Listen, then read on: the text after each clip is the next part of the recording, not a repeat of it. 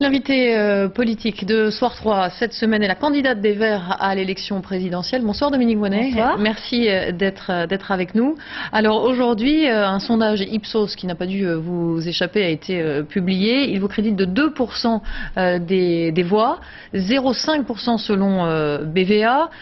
Vous n'avez pas encore tout à fait les 500 parrainages nécessaires. Est-ce que vous vous dites toujours aussi sereine que vous l'étiez mi-décembre par exemple? Et 3% le même jour pour l'IFOP, donc on peut sélectionner les sondages qu'on veut, ils sont très bas. Ils ont tous été faits avant le retrait de Nicolas Hulot et avant le virage que ça constitue évidemment pour nous dans cette campagne. Ça aurait été très difficile s'il avait confirmé son intention de se présenter. Ça bouleversait beaucoup les états-majors des partis, je crois. Aujourd'hui, cette hypothèque est levée et j'ai bien l'intention d'utiliser chaque seconde pour parler du projet.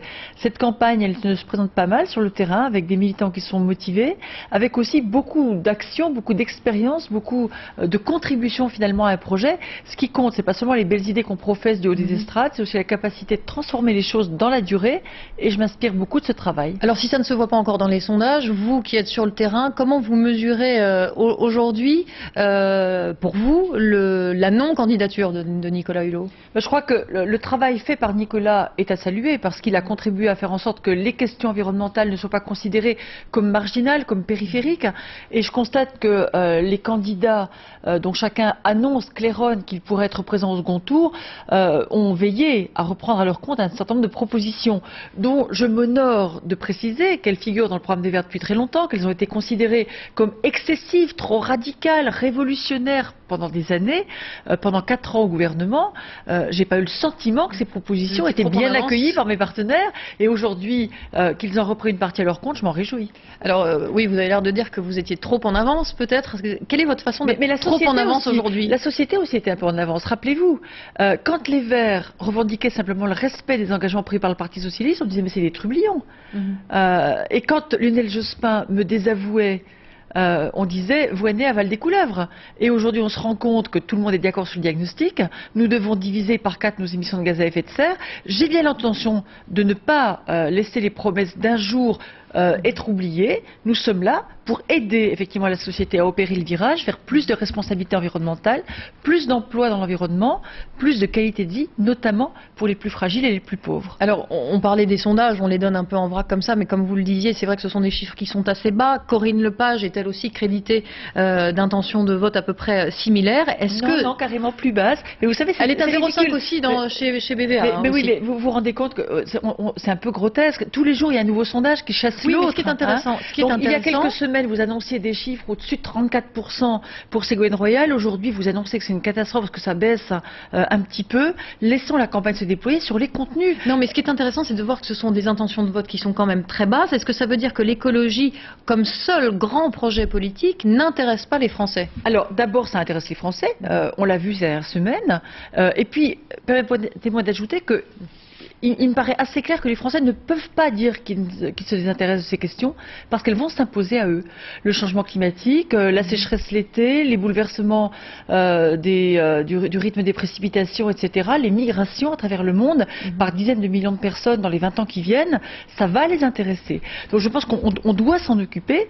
Simplement, on a le choix entre laisser faire, laisser pourrir la situation et devoir demain prendre des mesures encore plus autoritaires, ou bien poser aujourd'hui les gestes courageux qui vont nous permettre non seulement de réduire nos consommations énergétiques, non seulement de réduire le nombre de voitures sur les routes, mais de créer des emplois dans ces secteurs, parce que ce sont des secteurs qui sont riches en emplois, qui ne sont pas délocalisables. La Commission européenne l'a chiffré à plusieurs centaines de milliers d'emplois par an. Absolument. Alors, des propositions très concrètes, elles ont été faites ce soir, il y a quelques minutes, par Ségolène Royal, puisque l'écologie... Oui, dans un pillage que... Alors, je devrais me réjouir de voir la candidate socialiste reprendre à son compte ses propositions, mais après des années de silence sur ce sujet, et en rupture totale avec les propositions de son parti adoptées il y a quelques semaines à peine, en rupture avec le comportement des élus de ce parti à l'Assemblée, elle reprend à son compte des propositions dont je me réjouis qu'elle le fasse, mais je voudrais être sûre que ça engage tout le monde dans son parti. Elle souhaite la transparence des experts, notamment sur les questions de l'environnement. Elle est en meeting ce soir. Vous ne trouvez aucun candidat qui vous dit qu'il est contre la transparence? Bien sûr, mais elle souhaite, alors là pour les propositions plus concrètes, elle souhaite la création d'un vice-ministre chargé de l'environnement. Non, d'un vice-premier ministre. D'un vice-premier ministre chargé du développement durable.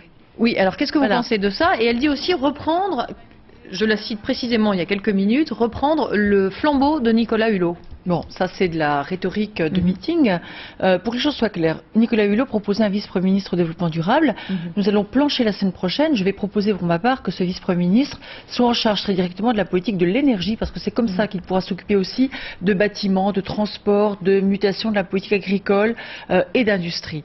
Deuxième chose, s'il y a une mesure que je veux retenir de ce qu'avance ce soir Ségolène Royal, c'est la décision qu'elle annonce donc et qui engage sans doute son parti de réduire de façon assez importante la part du nucléaire dans la production d'électricité pour arriver à 50%. En 2017, avait-elle dit à Hulot. En 2020, dit-elle ce soir. Ça veut dire concrètement fermer les centrales nucléaires. Moi, je m'en réjouis. Ça fait des années qu'on se bat pour obtenir la fermeture de Fessenheim, qui est une centrale qui a plus de 30 ans d'âge, qui pose des problèmes de sûreté. Je considère pour ma part que d'autres centrales doivent être fermées et que l'EPR ne doit pas être construit. C'est une centrale qui n'est pas aboutie, qui pose des problèmes majeurs à Areva en Finlande et qui n'est pas demandée par les clients. Alors Dominique Voynet, on va justement, nous on a voulu savoir pourquoi les candidats s'emparaient les uns après les autres de l'environnement. Mais vous aurez noté comme c'est injuste. Quand les Verts, pendant 20 ans, parlent d'environnement, on leur dit vous êtes excessif. Quand Ségolène Royal découvre ce sujet après des années d'indifférence, tout d'un coup c'est une révolution. Ah non, sauf qu'elle n'est pas toute seule, parce que nous c'est ce qu'on... Voilà. Je vous interromps parce que nous on a justement remarqué qu'elle n'était pas seule, que d'autres candidats, Nicolas Sarkozy, d'autres encore s'emparaient du sujet. On voulait savoir la place que prenait ce sujet précisément dans les programmes des uns et des autres. Est-ce que c'est un passage obligé? Est-ce que c'est un effet de mode? Ou est-ce que c'est un engagement vrai? Regardez le reportage de Claudine Gilbert et Georges Minangua. Il y a l'enjeu écologique. C'est un enjeu immédiat. Le réchauffement climatique. Les énergies renouvelables. Plus un discours sans référence à l'environnement. Maintenant, il faut que chacun prenne sa part de responsabilité. Nicolas Hulot a réussi son pari, obliger les candidats à se prononcer sur son pacte écologique. Nicolas Sarkozy propose un ministère commun transport, énergie, environnement. Ségolène Royal approuve un vice-premier ministre du développement durable. Certains candidats ont refusé de le signer, comme Philippe de Villiers ou Jean-Marie Le Pen.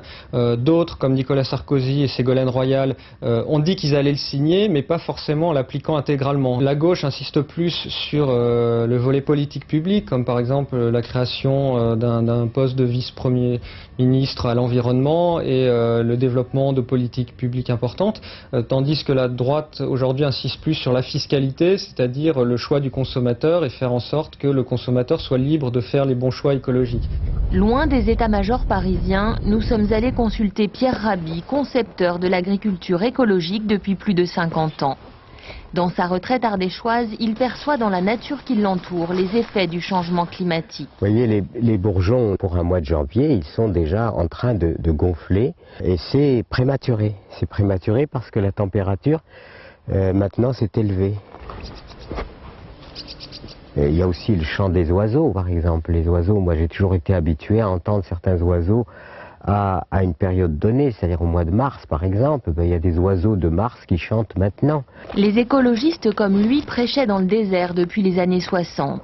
Aujourd'hui, le monde politique semble les entendre, mais les catalogues de mesures présentés par les candidats ne le satisfont pas pour autant. Je n'ai vraiment pas le sentiment qu'ils ont pris la mesure du problème.